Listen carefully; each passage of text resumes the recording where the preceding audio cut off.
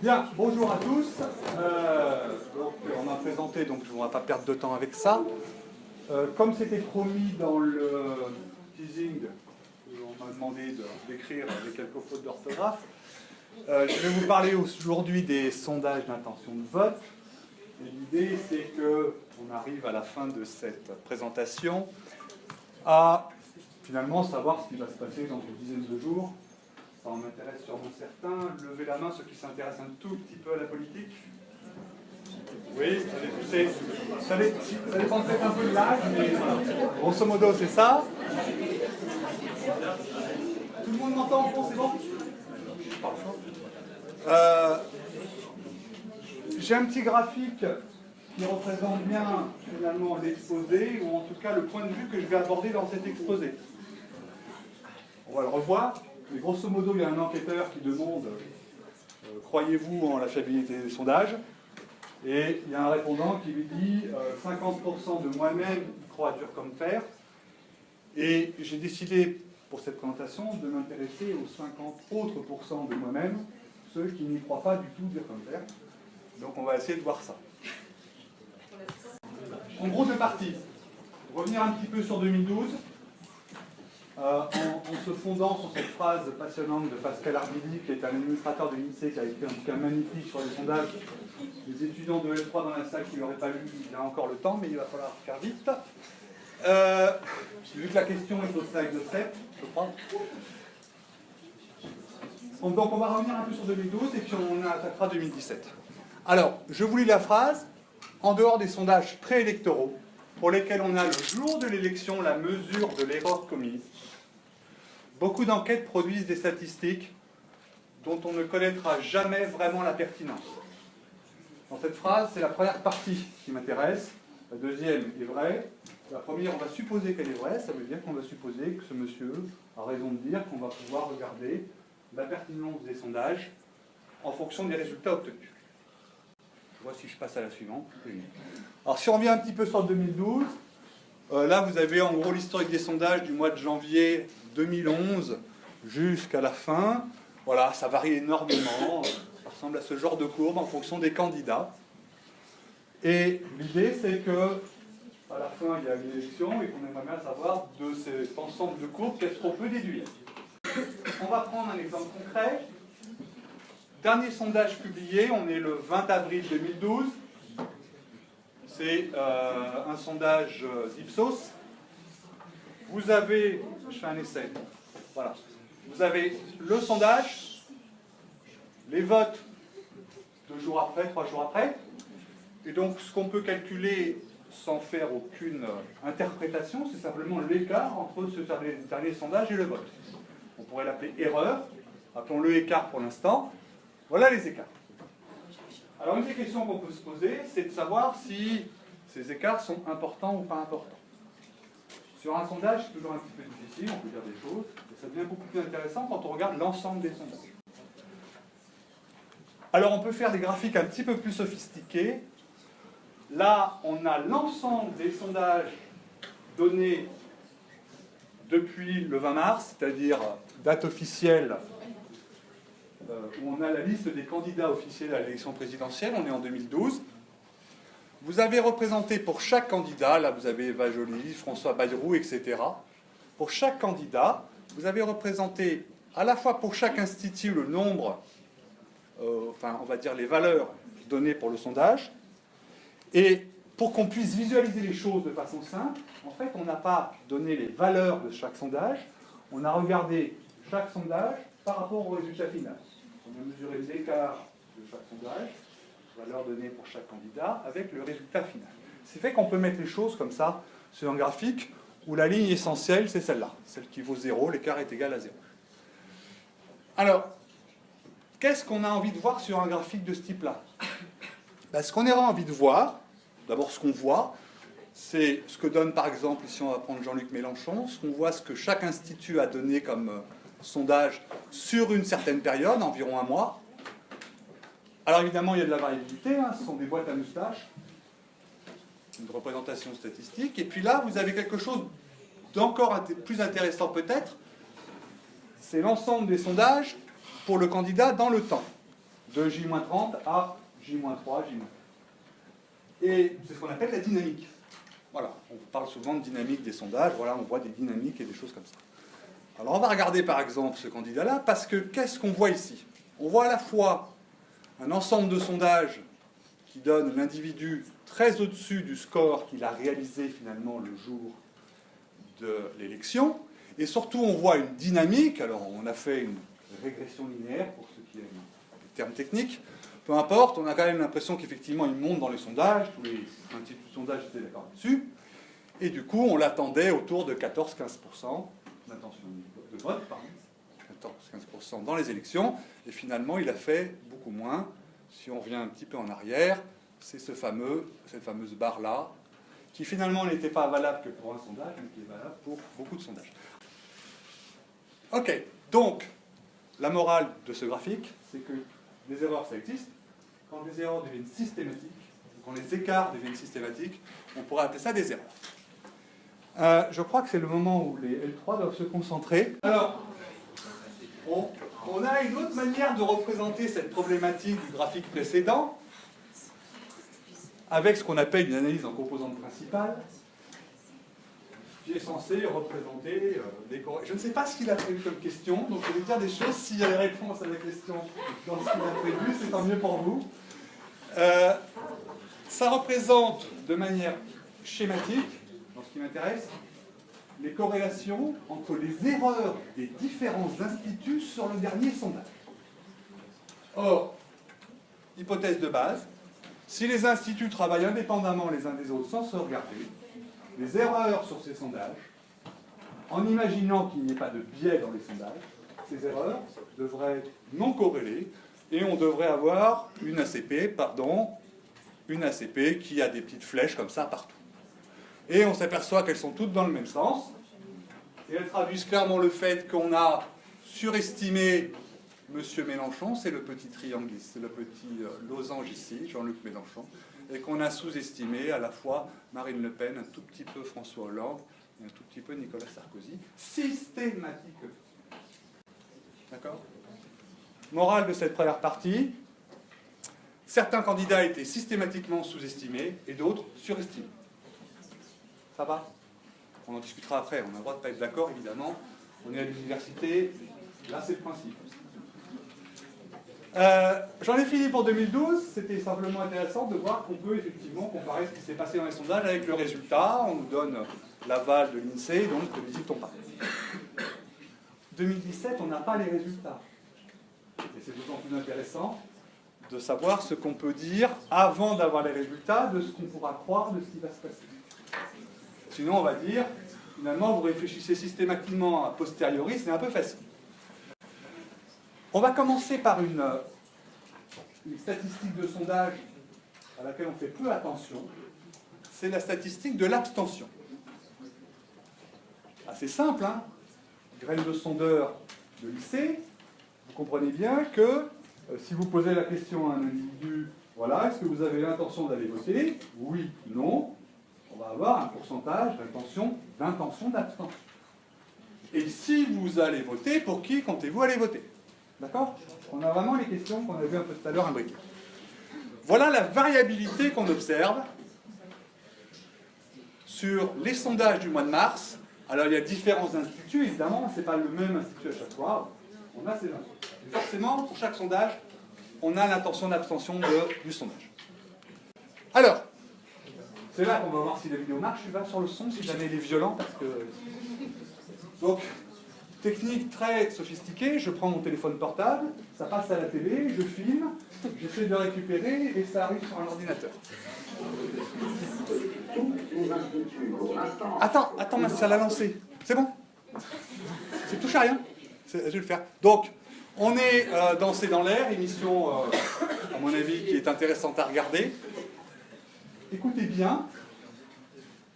Tous les instituts, pour l'instant, il faut être prudent parce que le sondage n'est pas un élément formidable pour prévoir l'abstention et la participation. Mais tous les instituts sont d'accord sur un point, on se dirige peut-être vers un record d'abstention, c'est-à-dire une abstention qui serait au-dessus, et même pour certains instituts, très au-dessus de 30%. Je ne vais pas le commenter beaucoup. mais entre eux, on n'est pas capable de le mesurer. Mais on peut être à peu près certain qu'il serait possible que l'abstention soit record. Et imaginez commencer par dire qu'un sondage, ce n'est pas un bon outil pour estimer l'abstention, alors que par définition, les intentions de vote sont chez les votants, donc il faut retirer les non-votants, donc cette quantité d'abstention, si on ne la connaît pas, ça va être compliqué de comprendre ce que veulent dire les sondages.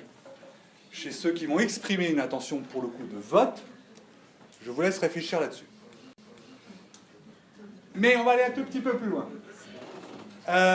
On va rajouter à cette courbe d'abstention, donc celle-là qu'on a beaucoup de mal à mesurer, des courbes qu'on a une facilité à mesurer extraordinaire. C'est-à-dire que là, vous avez les deux candidats en tête aujourd'hui, enfin qui sont depuis un mois à peu près, on est sur le mois de mars. Hein. Et vous devez être attiré par une seule chose. Si ça traduit une certaine variabilité de mesure d'un pourcentage autour de 35%, alors on a du mal à comprendre pourquoi ces deux courbes-là sont si lisses. Qu'est-ce qui se passe? Quand vous faites un sondage et que vous retirez au sort des gens, vous avez de la variabilité, c'est normal. Et ça, cette variabilité-là, elle est normale. C'est celle-là qui est curieuse, il n'y en a pas. Alors on va essayer de comprendre un petit peu ce qui se passe. Donc, petite image, on a vu que l'abstention, on avait du mal à 10 points près à peu près, mais en revanche, là, on a des candidats dont on est capable de dire que le premier est à 26, hein, il est bien le premier, et que le deuxième, il est à 25,5. Regardez la finesse qu'on a, on est au mois de mars. Hein. Écoutez bien. Que les deux premiers candidats se détachent. Marine Le Pen en léger recul depuis 15 jours, elle a reculé de 2 points à 26%, et Emmanuel Macron qui continue d'enregistrer une progression soutenue, 1,5 point par rapport à la semaine dernière, à 25,5. Alors on le voit, ils sont vraiment dans un mouchoir de poche. Il faut noter quand même, c'est ce qui permet à Marine Le Pen d'avoir cet avantage, que la certitude du choix pour Marine Le Pen reste extrêmement forte, la plus forte de tous les candidats. Donc vous avez compris, on peut mettre Marine Le Pen un demi-point devant Emmanuel Macron, simplement parce qu'on a une certitude de vote qui serait plus importante. Alors, pour ma part, j'en conclus ça. Donc, on pourrait classer des candidats au demi-point près, alors qu'on ne peut pas estimer l'abstention à 10 points près. Si on va un tout petit peu plus finement dans la question, donc dans un même sondage, hein, on est dans le même sondage, certaines statistiques sont très variables et d'autres quasi constantes, et pour des mêmes ordres de grandeur. D'accord ? Il y avait une émission remarquable hier soir sur LCI, peut-on croire les sondages, Yves Calvi, enfin hier après-midi, hier soir. Roland Quérol nous a quand même dit à un moment donné qu'il était possible que les instituts de sondage de temps en temps lissent un peu leurs résultats quand ils ne voyaient pas de raison apparente à ce qu'un chiffre bouge alors que la politique n'avait pas bougé. On comprend mieux le côté lisse de l'un et le côté très vague de l'autre. Tout ça, ce serait finalement amusant s'il n'y avait pas aujourd'hui une loi qui régit les sondages d'intention de vote, leur publication et la façon dont ils sont construits. Alors en particulier, donc je vous le lis, comme ça vous aurez... Alors c'est important, on est dans une université, on parle souvent de sciences, les statisticiens c'est ça qui les intéresse, mais la loi c'est quand même aussi quelque chose de très important. Donc quand on veut donner une définition de ce que c'est qu'un sondage, on peut tenter une définition scientifique. Si vous donnez la définition de la loi, là vous êtes quand même encore au-dessus, vous ne risquez pas grand-chose, en tout cas pas d'être hors la loi. Donc un sondage est, quelle que soit sa dénomination, hein, peu importe comment vous l'appelez, une enquête statistique, ça a du sens ça, visant à donner une indication quantitative à une date déterminée des opinions, souhaits, attitudes ou comportements d'une population par l'interrogation d'un échantillon. Jusque-là, ça reste raisonnable. La deuxième partie est un petit peu plus délicate. Les personnes interrogées sont choisies par l'organisme réalisant le sondage de manière à obtenir un échantillon représentatif de la population concernée. Dans la loi, on vous dit, vous faites un sondage, il faut que votre échantillon soit représentatif. J'ai entendu le mot tout à l'heure dans la salle. On a un problème. On a un problème, c'est que d'un point de vue scientifique, c'est une notion qui n'est pas définie. C'est-à-dire que les statisticiens, les experts des sondages, n'ont pas de définition. Je vais en citer deux. Pascal Ardili, on le connaît, on l'a vu tout à l'heure.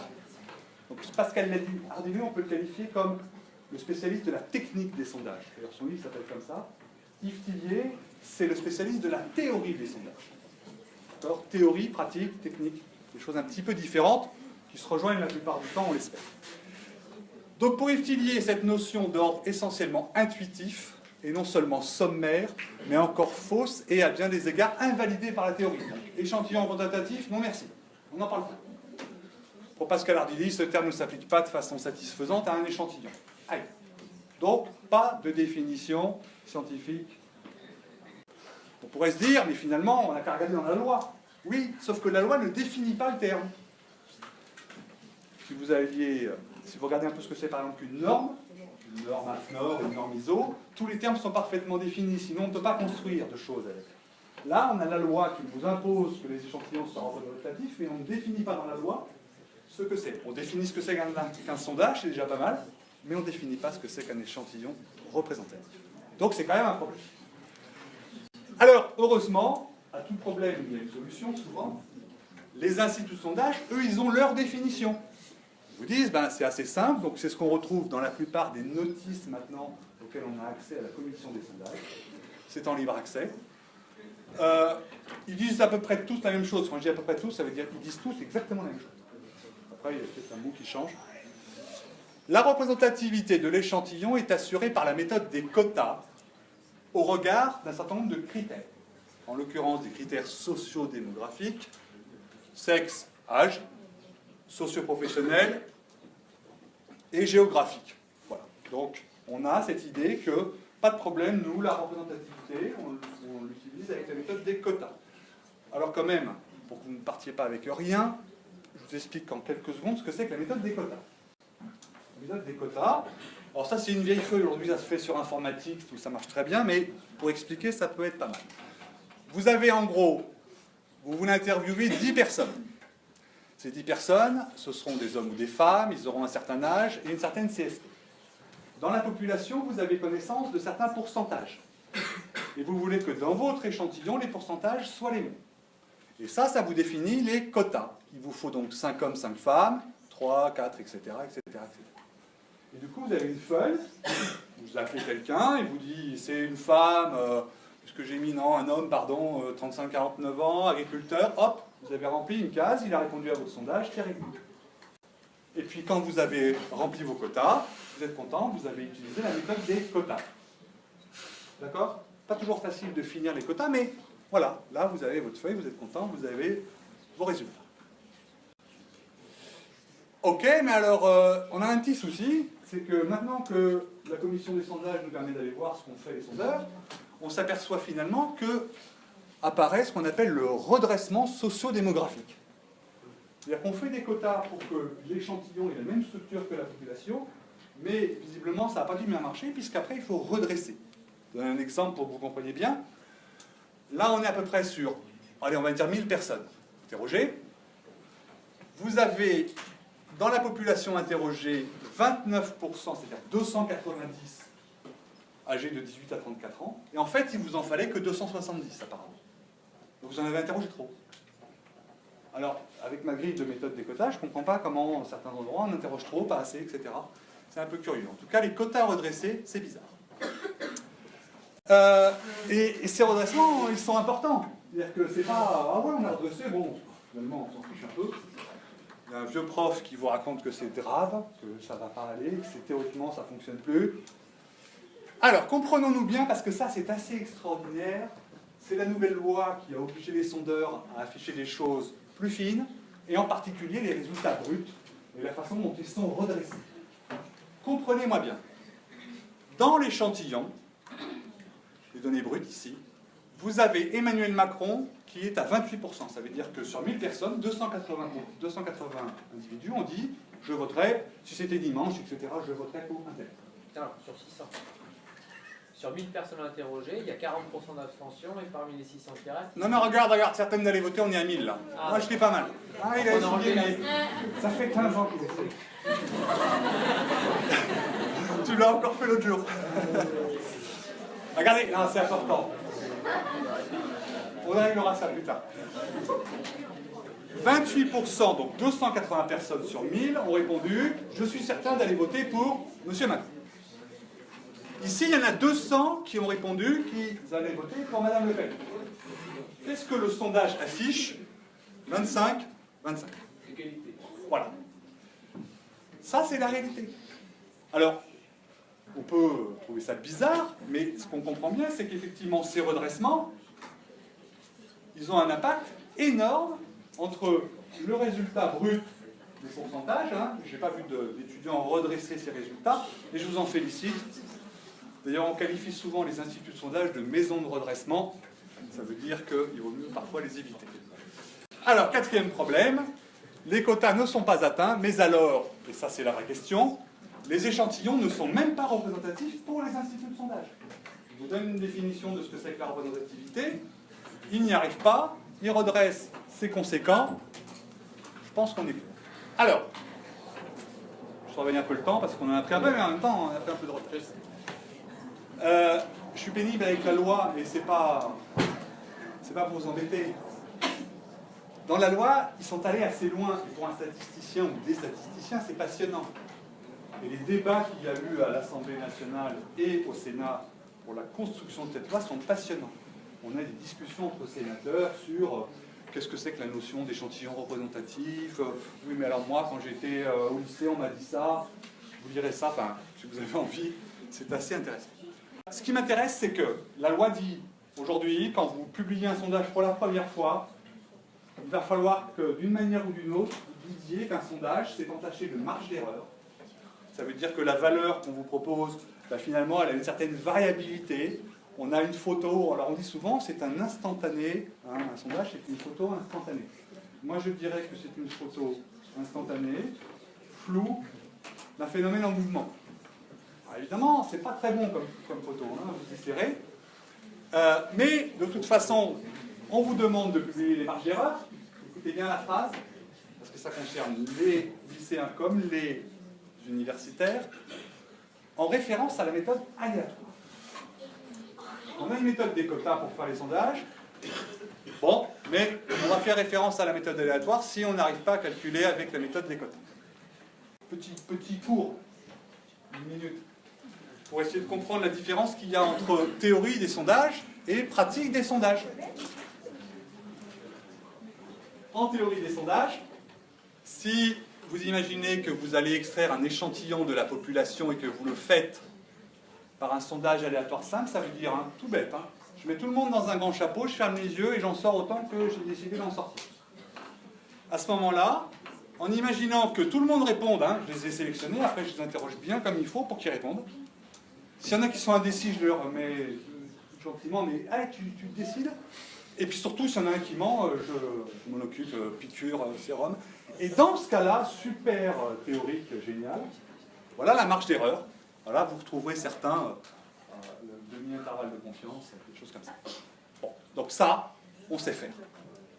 Ça fonctionne. Et la référence à la méthode aléatoire, c'est d'afficher ces marges d'erreur. La réalité, c'est pas tout à fait ça. La réalité, c'est que j'ai ma population, je prends un échantillon par la méthode des quotas, j'en ai 90% qui ne répondent pas. Ils vous disent merci, au revoir, à bientôt.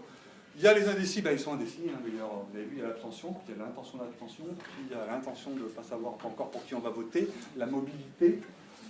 Vous avez les mensonges, alors là, c'est très connu, dans le passé, on a dit, on montait beaucoup pour tel candidat, on surévaluait celui-là, ok.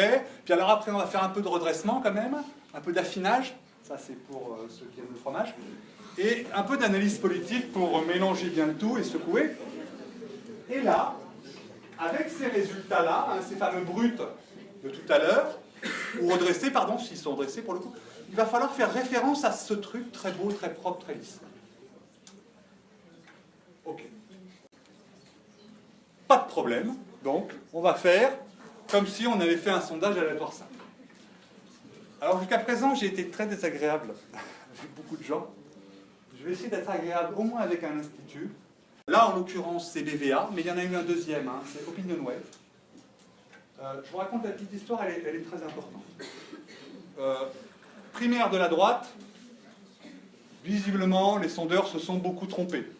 Hein, on n'avait pas anticipé les dynamiques monstrueuses. Voilà.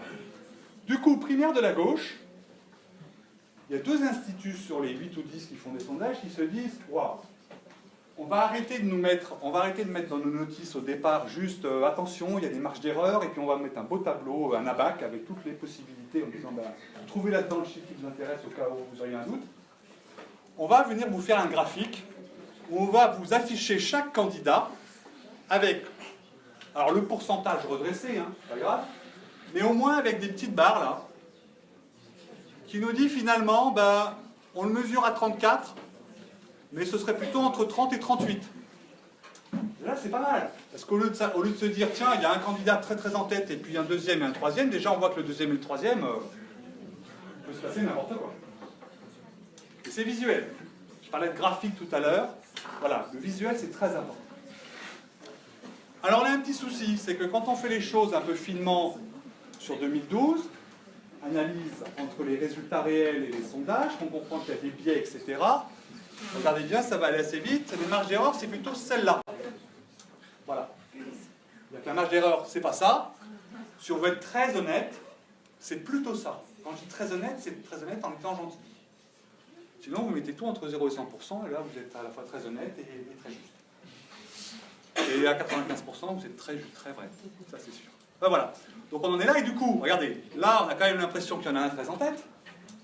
Alors c'est intéressant parce que ça, on le fait avant, mais pour le coup, là, on a le résultat de la primaire de la gauche. On sait que c'est Benoît Hamon qui a gagné. Voilà. Et là, on se dit, bah, finalement, oui, c'était possible quand même. Rien n'était jaune. Moralité, on fait référence à la méthode aléatoire, certains sondeurs. Ils ont arrêté depuis. Hein. Ils ont dit, pour les primaires de la gauche, on va mettre des intervalles de confiance parce qu'on ne sait pas qui va voter, etc. Mais dès que c'était fini, à la gauche, hop, on a remis des points très, très jolis au demi-point près. Je vais montrer. Donc faire référence à la méthode aléatoire, soit, mais les marges d'erreur sont en réalité bien plus grandes. Ça fait l'objet d'une étude un peu sérieuse pour mesurer ça. Ah, oh, je suis pas là. Vous êtes venu là pour ça. Vous voudrez bien savoir, avec toutes ces méthodes statistiques, qu'est-ce qu'on peut dire pour 2017. Alors, on va commencer par résumer ce que nous disent les sondages, ou les instituts, ou les médias. 1. On peut classer les candidats au demi-point près, mais on ne peut pas estimer l'abstention à 10 points près. 2. Les échantillons par quota sont représentatifs, mais il faut redresser les résultats. 3. Que les marges d'erreur sont équivalentes à celles d'un sondage aléatoire, mais ces marges d'erreur sont clairement plus importantes. 4. Que les uns... Alors ça, c'est intéressant. Dans le grand débat avec les sénateurs, etc., la question c'était, mais vous ne pensez pas qu'on va vous donner nos résultats et nos méthodes? On est en train de livrer notre savoir-faire à la concurrence. Oh, franchement, l'intervalle de confiance, tout le monde connaît, il n'y a pas de secret. Voilà, donc si on fait les choses naturellement, ça devrait être ça. Donc la question, c'est que s'ils veulent garder leur savoir-faire, moi je pose la question de savoir de quel savoir-faire ils parlent. Et enfin, que les sondages, rappelez-vous de la définition d'un sondage, les sondages, ce sont des enquêtes statistiques. 50% de moi-même, hein, les fameux 50% dont je parlais au départ, pensent que non. Je pense que clairement, nous n'avons pas affaire à quelque chose qui serait une enquête statistique. C'est un mélange d'un peu beaucoup de choses. Alors, hier soir, c'est comme ça que c'est pratique d'avoir son téléphone et tout. J'ai quand même, je ne suis pas devant avec mon téléphone en permanence. Hein. Je peux revenir en arrière et du coup, je reprends la séquence. Journal de 20h, vous êtes prêts? Qui seront les 2 finalistes de l'élection présidentielle au soir du premier tour? Jamais depuis l'élection du président de la République au suffrage universel, il y a 52 ans, le résultat n'a été aussi incertain. Voilà. Alors, vous avez noté la fin de la phrase, mais ce qui m'intéresse, c'est le début. Jamais depuis 1958, les résultats n'ont été aussi incertains. Oui, c'est vrai qu'en 2002, on était certain. On était certain qu'on aurait Jospin Chirac au deuxième tour, et bien ça ne s'est pas produit. Voilà. Donc la très très bonne nouvelle de cette année, c'est que pour la première fois, les sondages, à mon avis, sont en accord avec la statistique. Ça veut dire que les sondages considèrent que les résultats sont incertains, et pour une fois, c'est vrai. C'est-à-dire que les sondages le disent, et c'est vrai. Disons que ça a toujours été vrai que les résultats étaient incertains, mais pour une fois, on a de la chance. Les sondages sont en accord avec cette idée. Alors, vous voulez quand même une réponse, parce que... Alors, pour ceux que ça intéresse, il y a maintenant d'autres méthodes pour mesurer l'opinion. Il y a par exemple l'application Gov. Est-ce qu'il y en a qui Gov ici? Personne ne Gov? GOV, Gov. Alors, Gov, ça signifie avoir une petite application smartphone sur laquelle il y a des questions spontanées des gens. Je ne sais pas, peut-être que c'est manipulé, hein, je vous dis simplement ce qui est. Et vous pouvez donner votre opinion, plus, moins, etc., etc. Je me suis inscrit il y a quelques jours pour voir à quoi ça ressemble. Et ça s'appelle non plus des sondages d'opinion, mais la météo de l'opinion. Voilà. Aujourd'hui, vous avez le droit d'écouter les sondages d'opinion, vous avez le droit d'écouter la météo de l'opinion, vous avez le droit d'écouter votre cœur, vous avez le droit de faire ce que vous voulez. Ce que je dirais, moi, en ce qui concerne la question fondamentale aujourd'hui, qui serait qui sera au deuxième tour de l'élection présidentielle, je pense que la chose la plus sûre à dire aujourd'hui, c'est que nous aurons la réponse à 20h, ou à 21h, ou à 22h, ou à 23h, parce que, une fois encore, à 20h, ce seront des estimations. Si les candidats, s'il y a deux candidats extrêmement serrés dans les résultats, il est possible qu'à 20h, on ne puisse pas les différencier. On ne saura peut-être même pas à 20h qui arrive en tête et qui est deuxième. Voilà, j'en ai fini, Vincent.